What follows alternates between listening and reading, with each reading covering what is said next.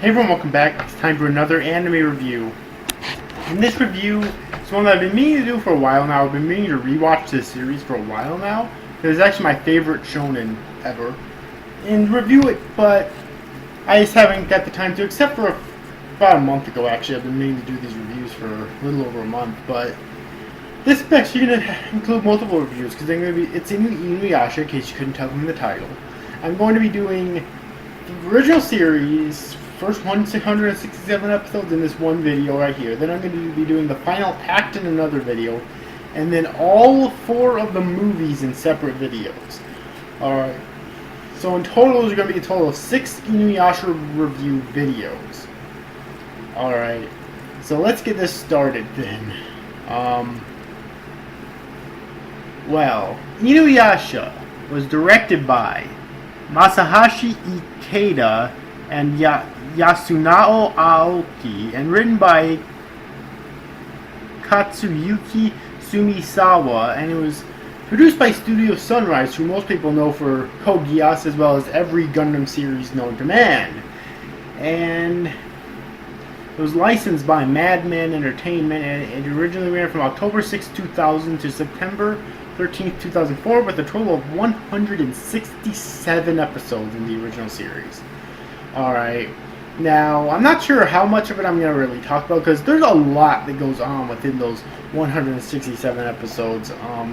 Probably my favorite story arc though was actually the story arc that dealt with the Band of Seven, and it was undoubtedly the longest too.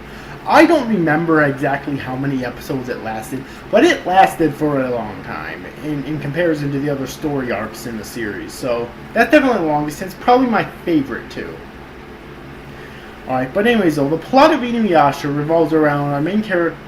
I'm not exactly sure who the main character is supposed to be. Some say it's Kagome, some say it's InuYasha. I honestly think they share the position of main character, quite honestly, because Kagome is the first character you see in the series, but really I think you see both of them around an equal amount, and they both play the same size of a role in the series.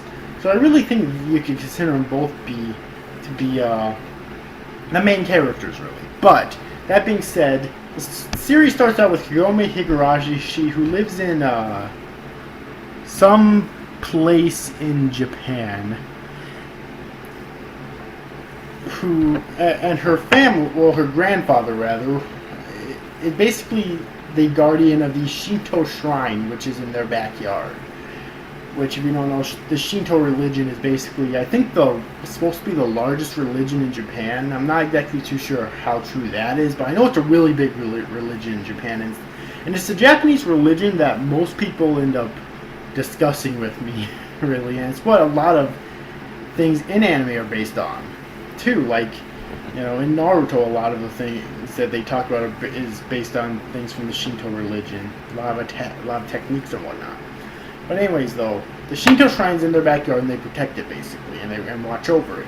However, Kagome ends up going down in the well that's in the center of the shrine and gets transported to a different world, basically like 500 years in the past, I think it was, to feudal Japan, where she meets a dog demon named InuYasha.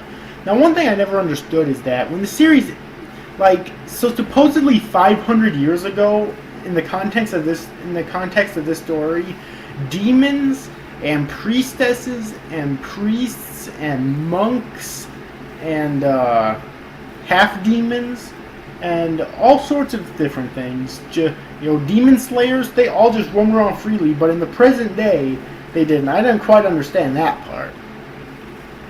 You know, and at the end of Final Act, which it didn't happen, I expected them all to get the story to have them all be sealed up or something in it to explain that, but it actually didn't explain it at all. But anyways, though, InuYasha is actually a half demon because his father was a full-fledged demon known as the Inu no Taisho, and his mother was a human. And he's bound to a sacred tree with a sacred arrow, and Kagome pulls it out, and thus InuYasha is unleashed. Alright.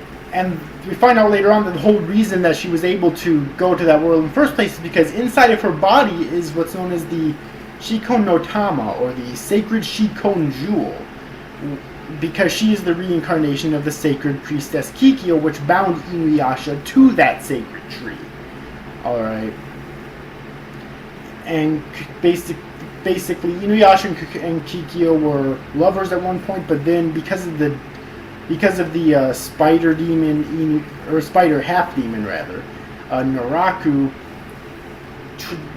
tricked them into betraying each other, so InuYasha stole the jewel, which he was originally going to use with the influence of Kikyo to become a full-fledged human, but instead, because of InuYasha's trickery, he decided to use it to become a full-fledged demon, which were his plans to begin with. And Kikyo bound him to the tree and then burned the jewel supposedly with her body, except she was later reincarnated into Kagome, with Kagome having the jewel inside of her, essentially.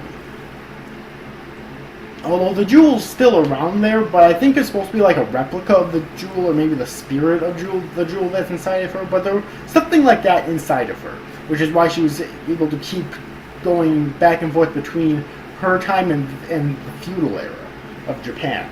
Alright. And now that Kikyo's there, InuYasha and Kikyo first hate. It's the classic love story where they first hate each other, but they eventually end up falling in love with each other, you know. That type of formula has been done over and over and over again, I know, but I mean, this series is really old when you think about it. I mean, the anime started in the year 2000, but the manga 96 to 2008. So the manga started in 1996 when I was actually 2 years old. So, you know, you can think of it that way and think that, okay, the manga is really fucking old. It's, well, actually it's almost 20 years old. In 2 more years it will be 20 years old. It's 18 years old now. In fact, I'm going to take a look at the, it started in November, so as of November 13th of this year, it will be 18 years old. So the manga is really fucking old, basically. So, for the time, I don't think people would really get pissed off that how generic the love story seems. Alright? And you can tell after a while that InuYasha is going to end up with Kikyo. Even though, or Kagome. Even though Kikyo does get resurrected and she doesn't die permanently for a long-ass time throughout the series again. Even into the final act, you know. And even though there is lots of romantic tension between the two, you can tell that in the end, Kagome is going to end up with InuYasha. It's not that well hidden. I don't know if it was intended to be, but if it wasn't, or if it was, then it wasn't that well hidden. Alright. Before the time, it wasn't that bad. But if you're watching it now and you didn't know that it came out that long ago, then you might be a little bit disappointed at how generic the love story is. But you gotta think, it is really old. So, yeah, now lots of people don't like Kagome because she claims she's a tsundere.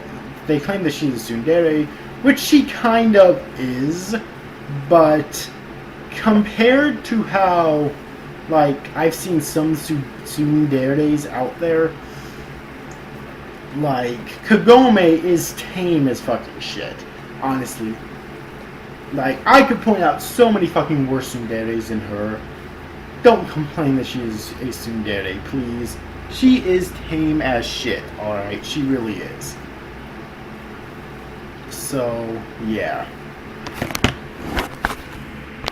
Alright, so, in general, though, I don't really like Kagome, but InuYasha is my favorite character, which he's the title character, so, you know, that should just go without saying, really.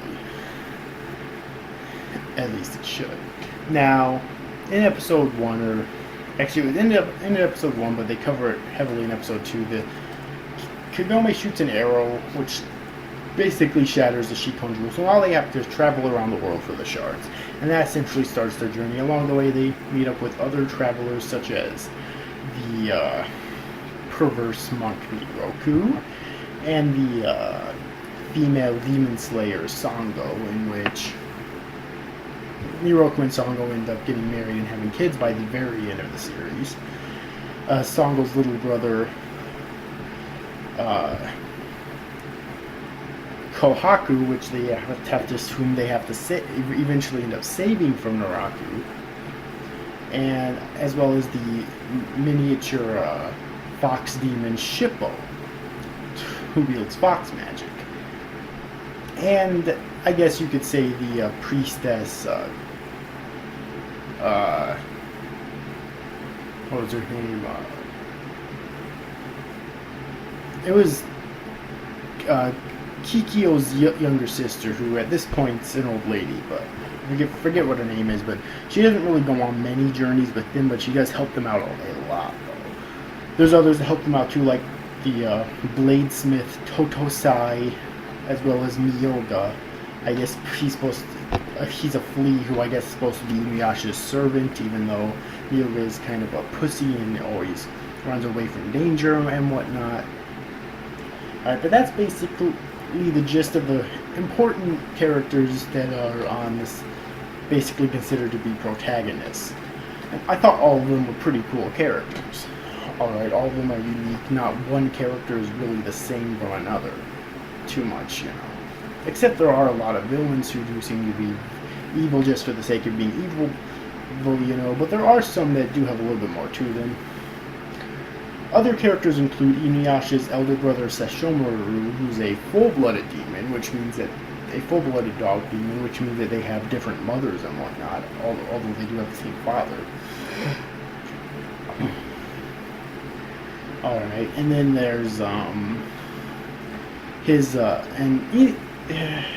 and there's his servant Jakin, who's not that much to speak of, but Sesshomaru was a really weird case. I liked him as a character, but he was still a really weird case, though, because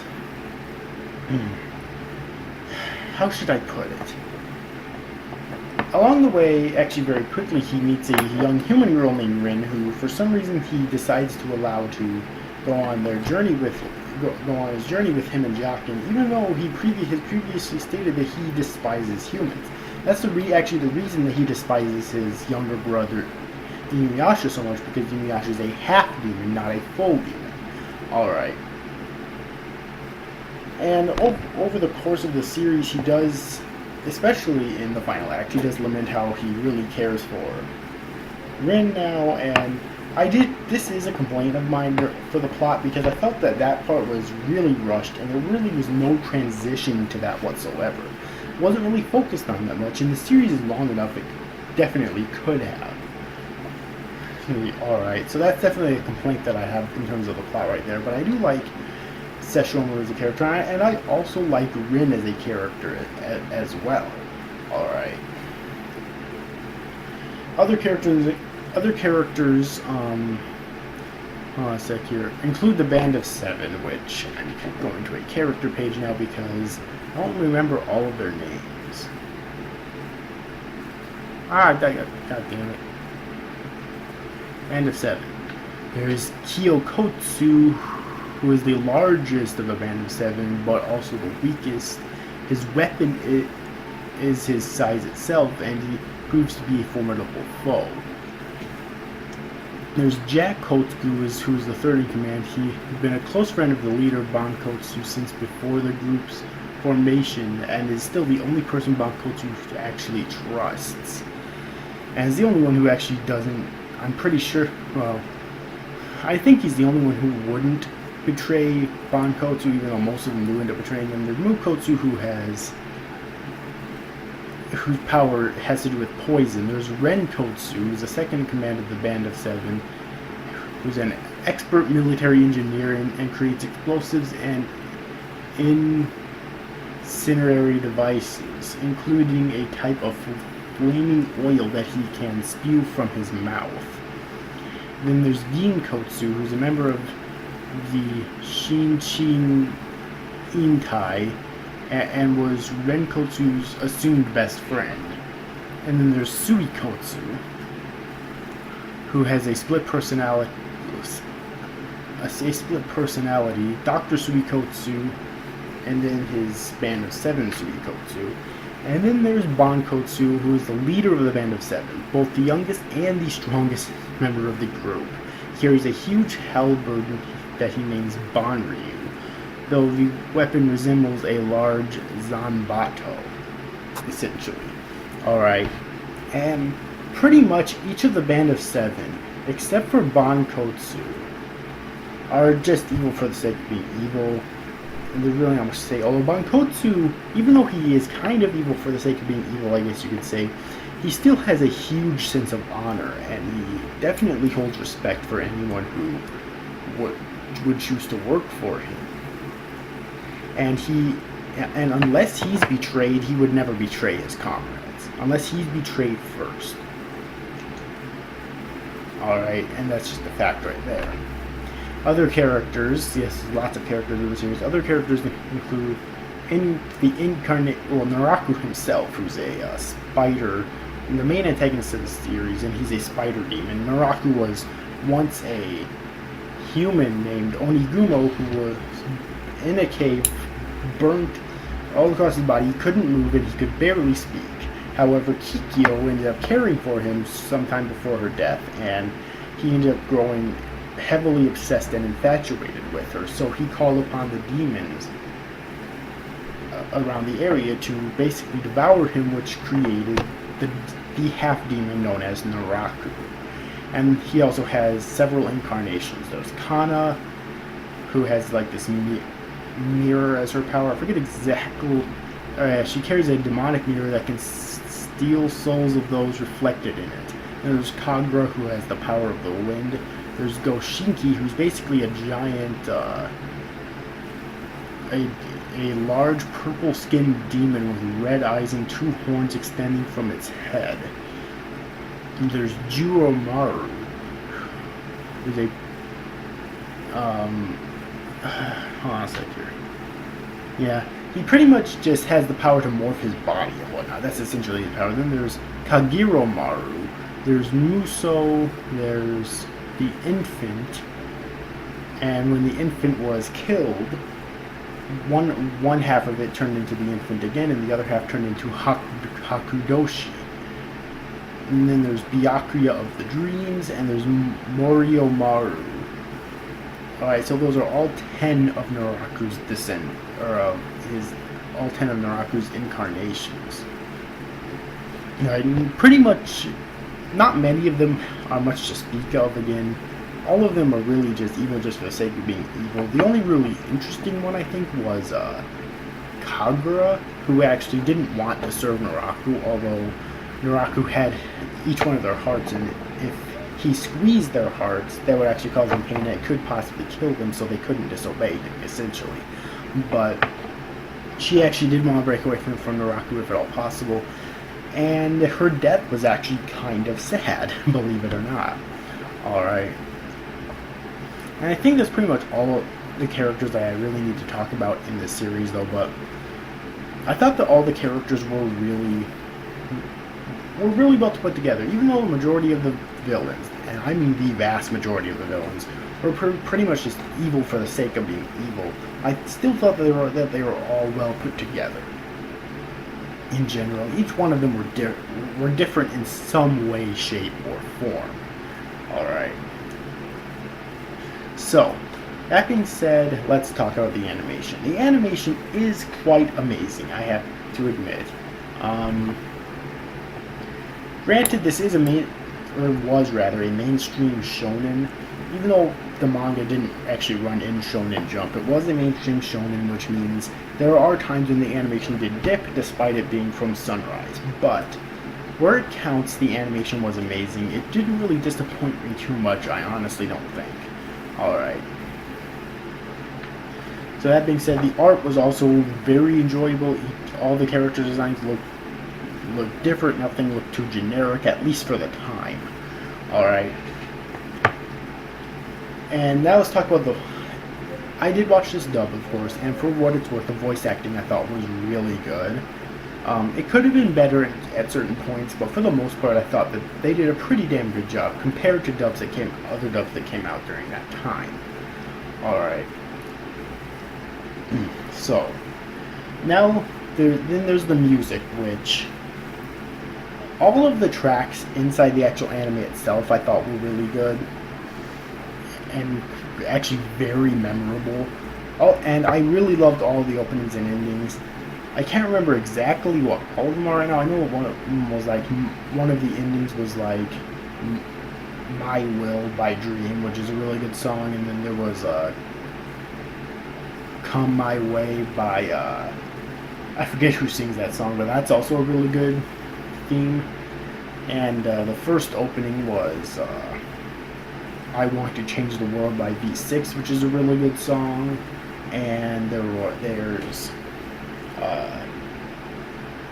Every Heart by Boa, which is a really good song. And there's lots of others. All the openings and endings I thought were really fucking good. Alright. So, yes. Anyways, though. I think that's pretty much all I have to say about this series, though. For the first 167 episodes, there was indeed filler, of course. But even the filler I thought was enjoyable. There wasn't a huge amount like there usually is in shonen plus, or mainstream shonen anyways. Plus, the series is really fucking short if you compare it to other mainstream shonens like Naruto and Bleach and One Piece and all of them. If you compare it to them, it's really fucking short. Alright. So that being said, I definitely recommend the series if you haven't seen it already. Like I said at the beginning of this video, it is my favorite shonen anime ever. So yes, but anyways, I hope you enjoyed this review, guys. Thanks for watching. Bye-bye.